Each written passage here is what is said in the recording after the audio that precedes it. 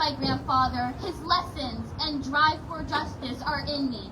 Stories about my grandfather's leadership were passed down to me at the dinner table, told to me at bedtime, and shared during long road trips.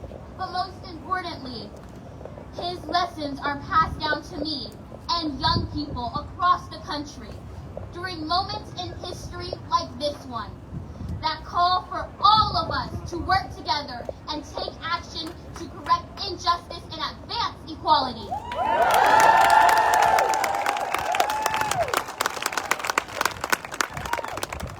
One important lesson I learned from my grandparents is that no matter how old you are, no matter who you are, all of us can create change when we choose to show up and speak out.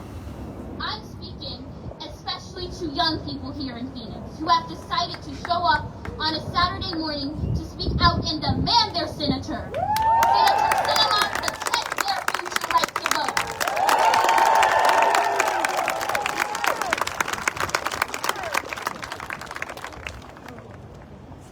Today, in 2022, the right to vote is under attack as our elected leaders try to silence our voices. Like my mom says, I, at 13, have less voting rights than I did the day that I was born. That's why my family is spending this Martin Luther King Jr. weekend in Phoenix and DC, mobilizing for the President and the Senate to pass voting rights legislation. Our rights are on the line. And while I, like many of you, am not old enough to vote, this fight is personal for me. It's our future these elected leaders are deciding. It's our voices they are trying to silence because they know our voices are powerful.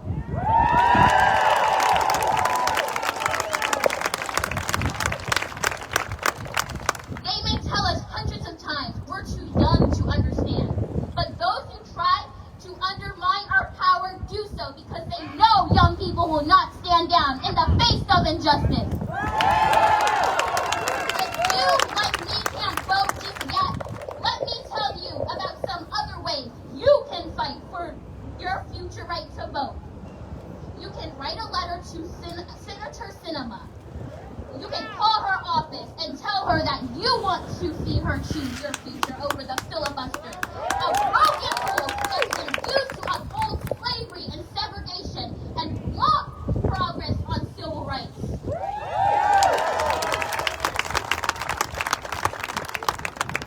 You can talk to your friends and parents about why this matters. You can keep showing up like you showed up today. Fighting for voting rights is fighting for the right to participate in democracy. Something my grandfather said many decades ago. But it's also about all the other issues that affect all of us. Climate justice, reproductive justice, LGBTQIA+ justice, and so much more. We will not stop organizing. We will not stop organizing to get this done.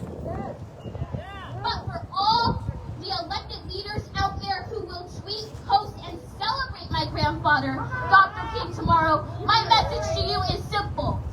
Don't celebrate. Legislate. Yes! Yes!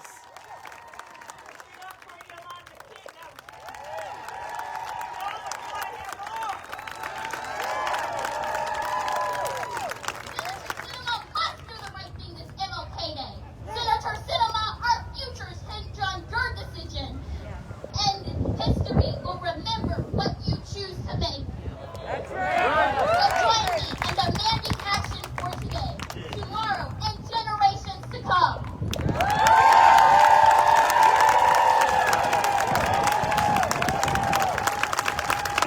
Come on, y'all. Welcome our visitor. That's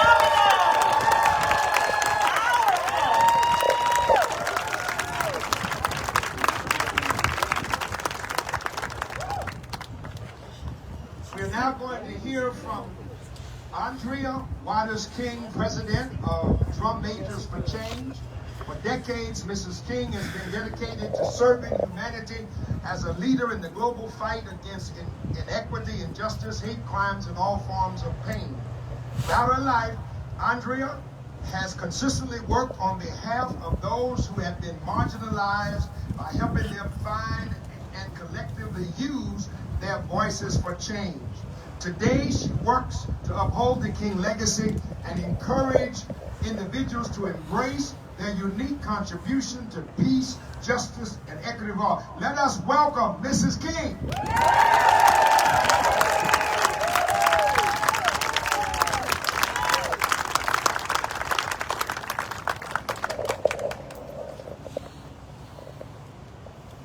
Good morning. Good morning. What a great day to be out and about on the 93rd birthday of Martin Luther King Jr. All right. History has taught us that there are moments in life, of the life of a nation, that are forks in the road. Moments where people must choose between two paths that lead to dramatically different outcomes. America, we are moments from a point of no return. On January 6, 2021, those who attacked our country from within planted seeds that continue to grow today. They critically wounded America, and our country continues to bleed from 1,000 daily cuts of racism, white supremacy, and disinformation. Since that day, over 400 pieces of legislation have been proposed, and 19 states have passed laws that restrict the right to vote. If we have any hope of healing, we must staunch the bleeding. And the only way is to eliminate the filibuster and pass the Freedom to Vote John R. Lewis Act now. Yes. The filibuster is not some time-honored tradition that must be preserved to protect democracy. And even if it were, what good is a filibuster when preserving it will destroy the democracy it's supposed to protect? Saying you can't say voting rights because it will require you to eliminate the filibuster is like saying you can't put out the fire in your house because you don't want the water might ruin your carpet. What good is carpet if your house is burned? Senator Sinema wants a supermajority. Well, a supermajority of citizens supports this legislation. All right. And how can two people stand in the way of the rights of millions? As Martin Luther King Jr. said here in Arizona in 1964, to maintain the filibuster is to harm the health of our nation. As a mother who wants to leave a better world for the next generation, I particularly feel the weight of this moment. Our daughter Yolanda is Martin Luther King Jr. and Coretta Scott King's only grandchild. And I know that when he talked about his dream, he was dreaming of her. She's just 13 years old. In 2013, when she was 5, the Voting Rights Act, which her grandfather and so many others risked or gave their lives for, was gutted by a Supreme Court decision that said states with a history of racist voter suppression didn't need oversight anymore because racism was a thing of the past. In 2021, when she was 12, the Supreme Court toppled the rest of the Voting Rights Act, and her home state passed laws to make it even harder for Black and brown Georgians to vote. Today, Yolanda and her peers, children who are just 13 years old, and some who have already been arrested protesting voter suppression, have fewer rights than the day they took their first breath on this earth. Wow. What would MLK say Wow. about that? Is that the dream that he had for his grandbaby? I asked Senator Sinema and Senator Manchin and all those who stand in the way of voting rights, is that the legacy you want to leave behind? Because this isn't just a single moment in the life of our nation. This is a moment that will define all the moments to come. Now, let's take a short stroll through history.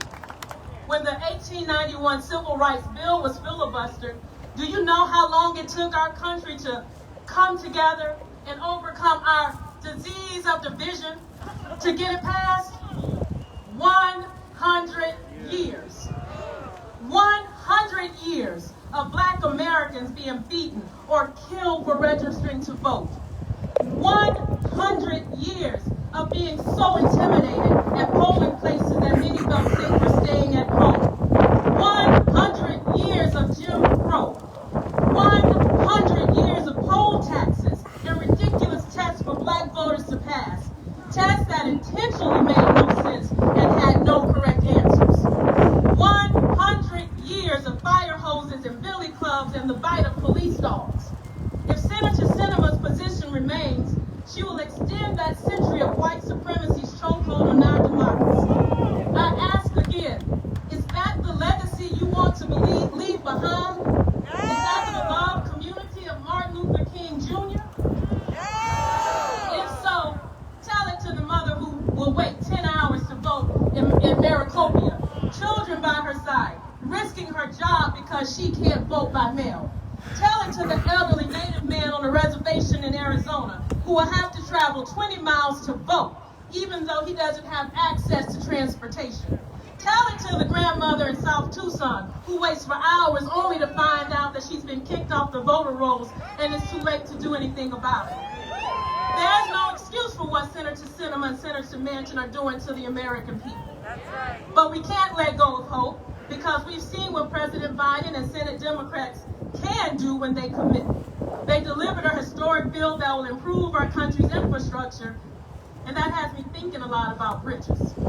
Bridges take you somewhere new, from one place to another. They help you cross what would otherwise be impassable terrain. When John Lewis and those marchers crossed the Edmund Pettus Bridge in Selma in 1965, they were trying to lead us from the scorched earth of oppression to the solid footing of freedom, even though an angry mob waited for them. Today, we stand on another bridge, and another dangerous threat waits on the other side. But we must not allow it to turn us back. If, as I believe, we are our ancestors' answers prayers and wildest dreams, then we must ensure that our descendants become ours. We do that by recognizing this fork in the road for what it is, by choosing the correct of two paths, by linking arms and forging ahead across the bridge of democracy to claim the future for all Americans. For me, our journey as a people is summed up in a poem by Langston Hughes, a poem that my father-in-law recited to the students of Barrett Junior High School in 1967. In it, I can almost hear our ancestors call to each of us today. The poem is called Mother to Son. Well, son, I'll tell you, life for me ain't been no crystal stair. It's had tacks in it and splinters and boards torn up and places with no carpets on the floor there. But all the time I've been climbing on and reaching landings and turning corners and sometimes going in the dark where there ain't been no light. So boy, don't you turn back. Don't you sit down on the steps because you feel it's kind of hard. Don't you fall now, because I still going, honey. I still climbing, and for me, life ain't been no crystal stair. All right. As we have formed, life for many black and brown Americans has been no crystal stair. And I will not allow our elected officials to add to the tacks and splinters and turn out the lights while we climb.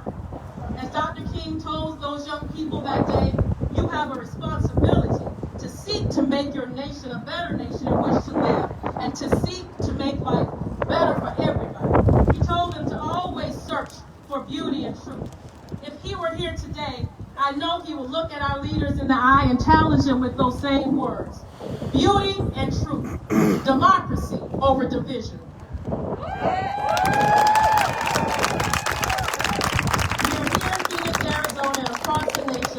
Must do the same. On Monday, call your senator. Flood her phone lines. Make your voices impossible to ignore. Then on Tuesday, the Senate will vote. History hinges on their next move.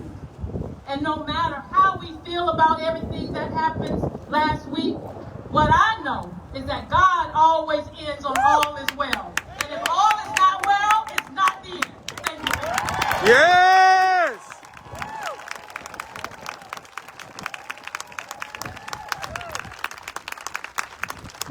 Wow, that king, mother, and daughter, they're quite a team. And now we're coming to the one and only Martin Luther King III. We will hear from Martin Luther King III as the oldest son of the late Dr. Martin Luther King Jr. and Mrs. Coretta Scott King.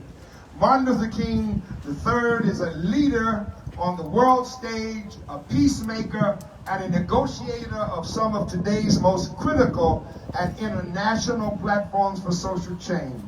Mr. King has devoted his life to amplifying his father's work, promoting global human rights, and eradicating racism, violence, and poverty, earning a reputation as a respected international statesman and one of the world's most passionate advocates for the poor and oppressed. Most recently, Mr. King has taken over leadership of the Drum Major Institute, the only nonprofit organization actually started by his father over 60 years ago, with a focus on continuing the King legacy through education, action, engagement, and with world leaders and collaboration with socially conscious organizations. The work of the Drum Major Institute is as important today as it was then, inspiring individuals to embrace their unique contribution to peace, justice, and equity for all. Welcome, my brother, Martin Luther King III. Come on, brother. Woo!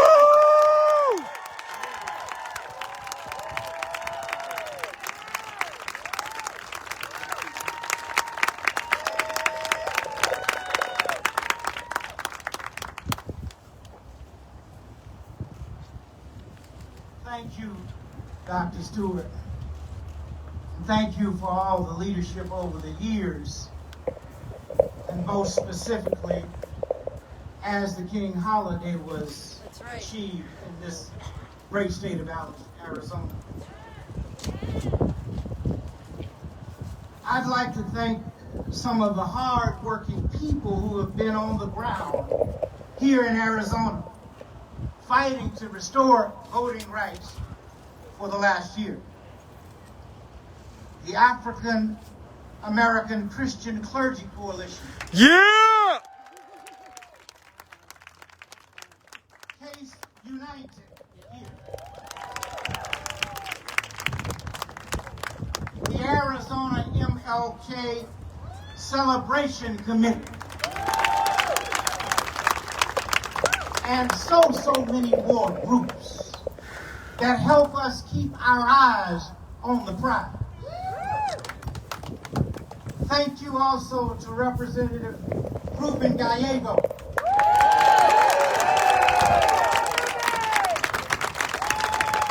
Representative Mondaire Jones, and Representative Reginald Bolden for your tireless leadership. And thank you to each and every one of you that are here today. We gather this day in a park that has seen many Martin Luther King Day celebrations and civil rights marches of the past. But today, on my father's 93rd birthday, we are not here to celebrate. All right. Monday is the day Martin Luther King Day is observed. But to merely observe would be an insult to his memory. My mother always called for it to be a day on, not a day off. And so we are here to issue an urgent call to President Biden and the Senate to pass the Freedom to Vote John R. Lewis Act, and a dire warning to the entire nation that our democracy stands on the brink without it. Earlier this week, the president said he's tired of being quiet about voting rights. Well, we are tired of being patient. Since January 6, 2021, when insurrectionists violently attacked our capital, 19 Republican-led legislatures around the country have passed 34 laws clawing back voting rights for their citizens.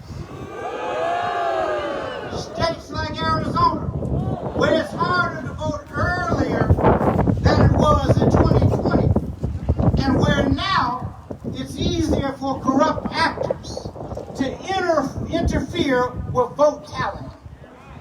States like my home state of Georgia, where new laws are designed to confuse voters, limit ballot access for black and brown Georgians, and give a partisan legislature even more power than the state elections board. It's working so well that more legislatures are gearing up to pass laws like these when they convene this year, all in service of the big lie that a legitimate election was stolen. The irony is that these laws that turn back the clock to 1960, when people were being beaten just for registering, are being passed by a simple majority, while in Washington, the effort to reinstate the rights to constitutional promises is set to get a supermajority to pass. Understand that? So, simple majorities are passing these laws to keep us and make it harder to vote. But in Washington, some are saying, yo, senator, by the way, that you need a super majority to pass. Does that sound like democracy to you? No. Here in Arizona, Senator Sinema said she supports the freedom to vote John R. Lewis Act, but she refuses to modify a broken Senate rule to get it passed because she thinks the real problem isn't that our rights are being taken away. She thinks the real problem is a disease of division. She wants people to just find a way to get along.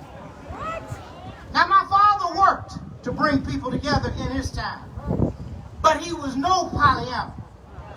In his speech, The Other America, he talked about how some people were pushing back on civil rights because, like Senator Sinema, they felt the problems couldn't be solved with legislation. They told him he had to change hearts first. And he worked hard at that. You know, he was a Baptist preacher after all. But he also knew that when someone is denying you of your fundamental rights, your fundamental humanity, and reasoning with them isn't working, conversations and optimism aren't enough. He said, and I quote, "Although it may be true that morality cannot be legislated, behavior can be regulated." Even though it may be true that the law cannot change the heart, it can restrain the heartless. Whoa. Even though it may be true that the law cannot make a man love me, it can restrain him from lynching me. While the law may not change the hearts of men, it can and it does change the habits of men. And when you begin to change the habits of men, pretty soon, he said, the attitudes will be changed. Pretty soon, the hearts will be changed.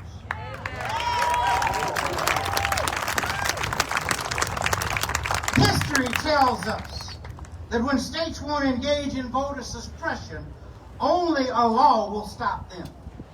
Senator Sinema says if the voting rights bill doesn't get bipartisan support, it shouldn't pass. Well, the 14th Amendment, which granted citizenships to slaves in 1868, that didn't have bipartisan support. Should formerly enslaved people have been denied citizenship, Senator Sinema? The 15th Amendment that gave formerly enslaved people the right to vote in 1870, that didn't have bipartisan support. Should former slaves have been denied the right to vote, Senator Sinema? I'm just applying her logic here and showing that it's not logical at all. All right. All right.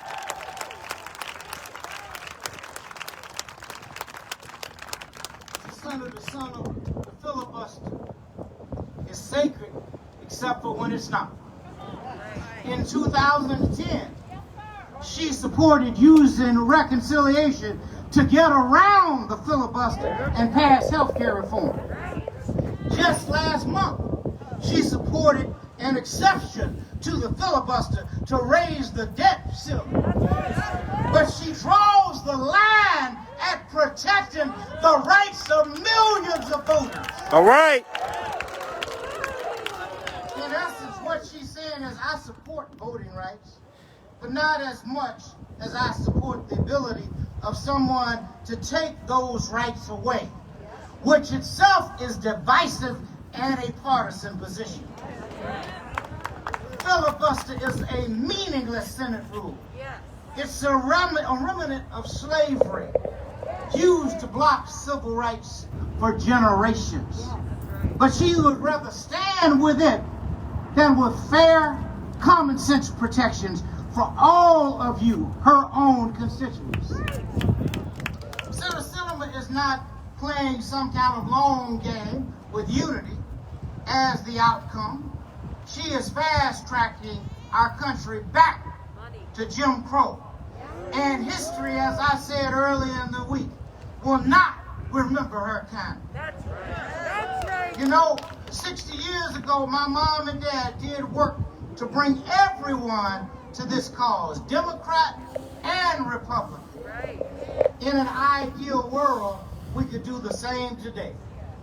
But in 2022, there's only one party that is pro-democracy and one that is ready to cast off the American experiment just to grab power. So this Martin Luther King Jr. Day, I don't want to see photo ops of elected officials going to black churches and singing with the All right. Talk about it. they're not willing to put voting rights over the filibuster.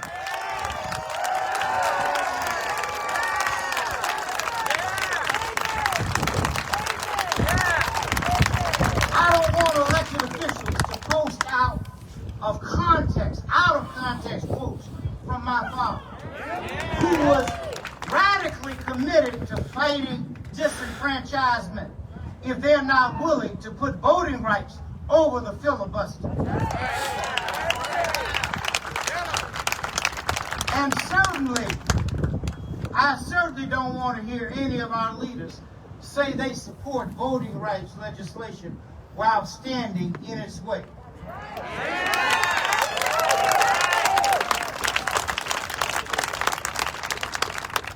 My father died in the fight for civil rights. And it's time for those who do believe in his legacy to differentiate themselves with action. Mr. President, Senator Sinema, members of the Senate, the time is now. Pass the Freedom to Vote John R. Lewis Act before it's too late.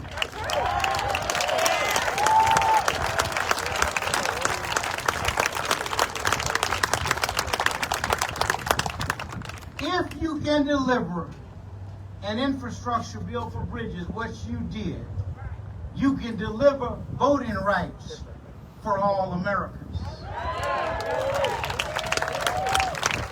If you do not, there is no bridge in this nation that can hold the weight of that failure. But I end with these words: we cannot be anyways tied. We cannot lose hope because we've come much too far. Yes. From where we started. You see, no one ever told any of us that our roads would be easy. But I know our God did not bring any of us this far. All right. All right.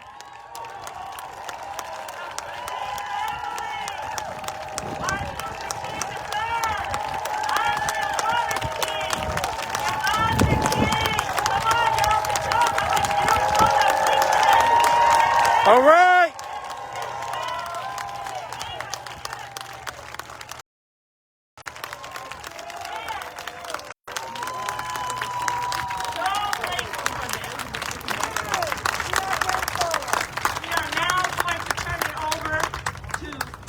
Ron Williams, Dr.